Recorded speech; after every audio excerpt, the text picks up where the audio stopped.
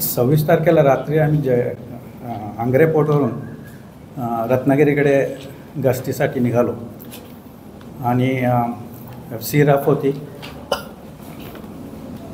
आत किनाऱ्याने जात असताना आमच्या नेहमीच्या रूटनी आम्हाला एक जास्त लाईट असलेलं एक वेसल दिसलं, बोट दिसली आणि थोडंसं संशयास्पद वाटलं म्हणून आम्ही त्या ठिकाणी आमच्या तांड्याला सांगून तिथपर्यंत गेलो. तर ते एवढा प्रकार हे होतं की त्याच्यात कोण आहे, वेसलमध्ये काय, ह्या गोष्टी पण कळायला मार्ग नव्हता.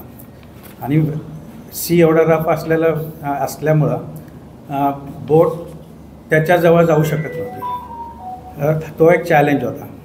हे सगळं करत असताना आमचे ऑफिसर्स त्यांच्याशी कम्युनिकेट करायला बघून त्यांच्याशी कम्युनिकेट करून एक 15-20 मिनटं नंतर यश आलं आणि मग त्यांच्याशी कम्युनिकेट करून त्यांचं जे हे आहे बोट आणि आमच्या बोटला इजा न होता त्यांना घेऊन यायचं एक मोठं काम होतं आणि ते काम चांगल्या रीतीने पार पडलं. आम्ही ती बोट घेऊन आलो.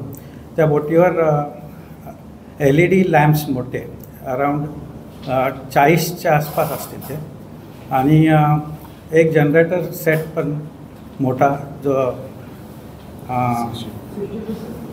62 kVAचा मोठा जनरेटर सेट त्याच्यावर आढळून आला आणि हे बेकायदेशीररित्या मच्छीमारीचं होत आहे आणि त्यामुळं आम्ही ते कारवाई करून त्यांना इथं घेऊन आलो आणि पुढील कारवाईसाठी कन्सर्न डिपार्टमेंट जे आहे त्यांच्याकडे ही बोट आम्ही हे करणार आहे.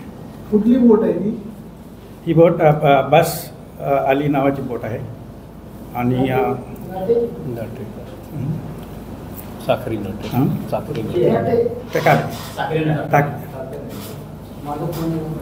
आणि त्याच्यावर 3 क्रू होते, तांडेल आणि दोघं. आणि ती कारवाई व्यवस्थितरित्या पार पडलेली आणि आम्ही आणली.